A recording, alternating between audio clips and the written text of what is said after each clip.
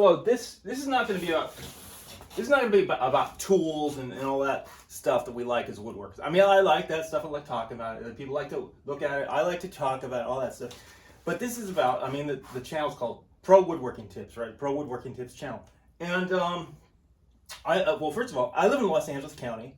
I live in East Los Angeles County, which is far cheaper to live in than the West Side. And if you know anything about California, the California economy is we're a great breadbasket state. We have all this agriculture in the central part of the state, right? Which makes food pretty cheap here because they bring it down in big trucks, trains, all that kind of stuff. And they have immigrant labor that goes up from seasonal labor that goes up from Mexico to like pick and stuff like that. So, you know, if you put the costs up, you know, that's going to be a thing. It's going to boost food costs. And, you know, if you hate immigrants or whatever, that's your trip. But, you know, I don't hate them. I grew up in LA. I mean, it's like where I live near East LA, like half the kids in my high school were Hispanic, you know. It's like a totally normal thing in this area. This area is great for Mexican food. Burrito joints all over the place. It's amazing. I like it, you know. I got nothing against immigrants that come up here from Mexico. They come up here for different reasons, but a lot of them come up here for economic reasons because they can make more money here, you know. You know, recently, a couple of years ago, I heard that, or read that the economy was improving down in Mexico for some reason, and people were moving down there. You know, it happens. People just, you know, they pull up shop and they move right back down to Mexico and get jobs there. They leave all their stuff in their apartments and stuff. They just drive down with their car.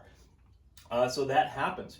Well, anyway, here's this new thing is that they just passed a law, I think in the city of LA or something like that, about $30 minimum wages for hotels. And one thing that people who haven't run businesses don't seem to get, or if you can take an example of a business like Apple or whatever, a virtual business that has a digital product or whatever, where they employ all these people and they pay them well.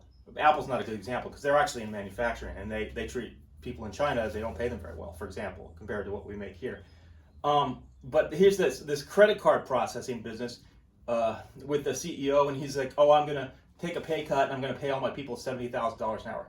Well, first of all, those are skilled people. Those are computer people, right? I mean, it's good. You know, you can earn a living. But also, he has a digital product. He's not paying for his manufacturing overhead, all that. He's not hiring unskilled people. He's not training people from like no skill level up to learning the trade. Now, I'm not big on hiring help. I haven't been. I'm not averse to expanding and hiring help, but there's a lot of problems with it that I haven't been really into taking on. I've hired help now and then over the years.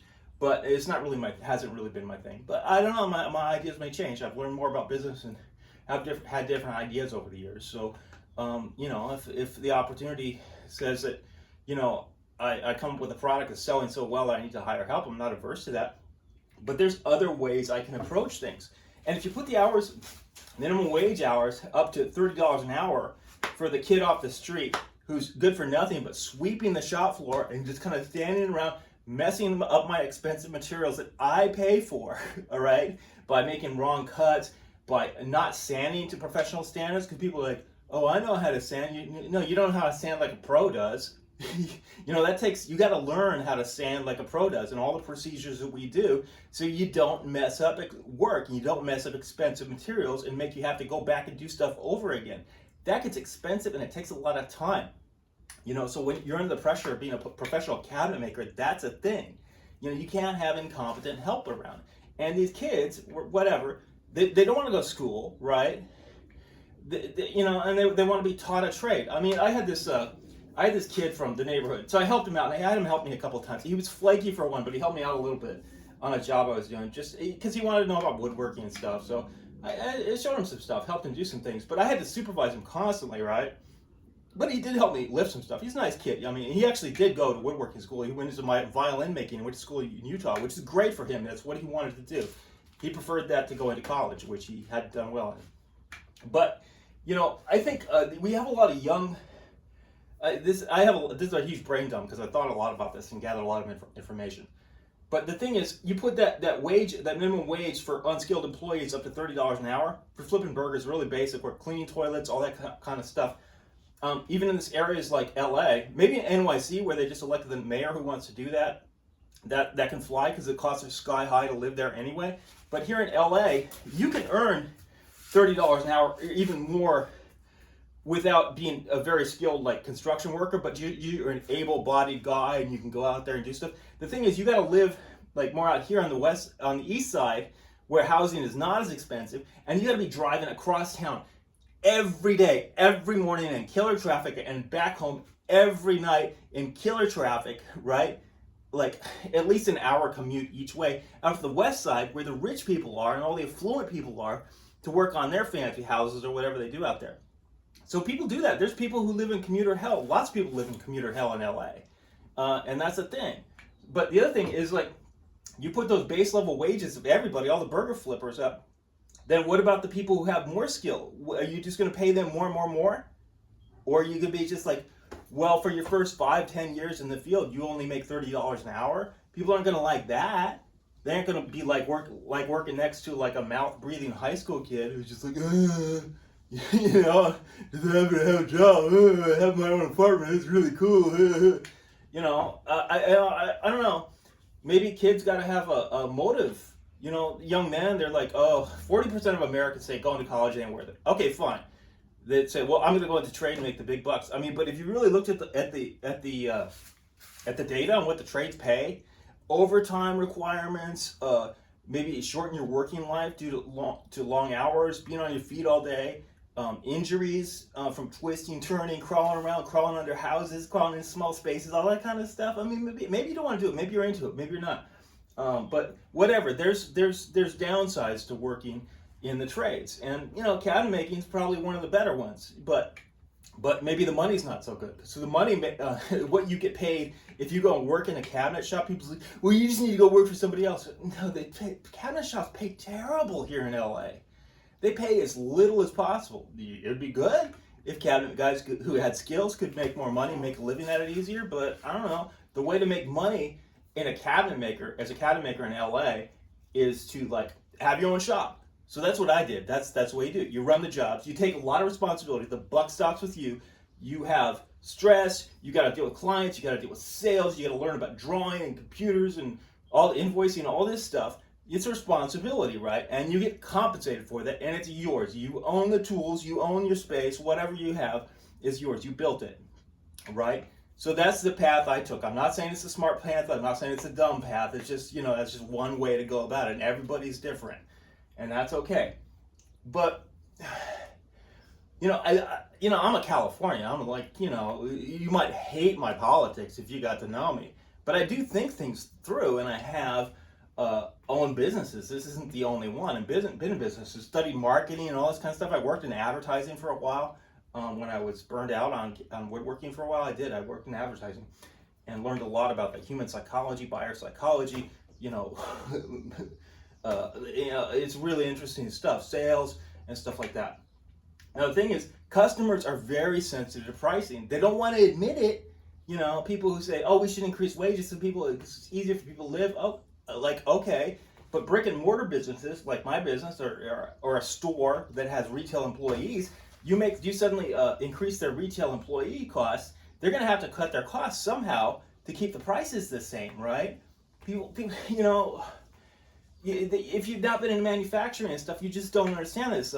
One thing, Felix Dennis, who ran, he first made his money doing Bruce Lee karate magazines, where Bruce Lee was really big, and then he started computer magazines in the early '80s and did well with that, and then he did Maxim magazine. This is a big one. So he became really, really very wealthy in magazines. And Felix Dennis said, overhead walks on two legs. Okay. So you got to know what the costs are, because that can really hurt you, that overhead. And by mandating these high minimum wages for low levels of skill, then what do you do with the people who are more skilled? Do you pay them even more? Do you pay them the same as the minimum wage people? Well, how's that gonna work? How's that gonna incentivize people to become better and more skilled at their trades? Now, I have a couple of solutions. Like, I am not gonna hire some kid to come in and sweep my shop floor and like be my apprentice and shadow me when he's not willing to apply himself. He's got to read. He's got to be passionate. He's got to work on things on his own. He's got to have projects that he wants to do on his own.